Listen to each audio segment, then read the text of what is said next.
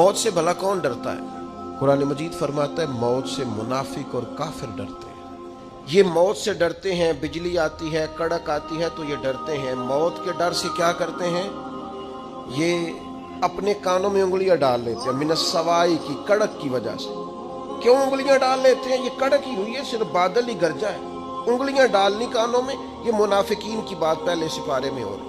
उस कड़क को भी नहीं सह सके, बर्दाश्त नहीं कर सके, इन्होंने उंगलियां कानों में डालनी। वो कड़क यानी सिर्फ आवाज ही थी अभी।